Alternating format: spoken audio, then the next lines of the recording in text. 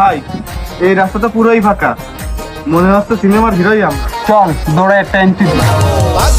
দৌড়া, আমি TikTok upload করি। ভাই তুই ঠিক আছিস? হিরো থেকে এক্সট্রা হয়ে গেলাম।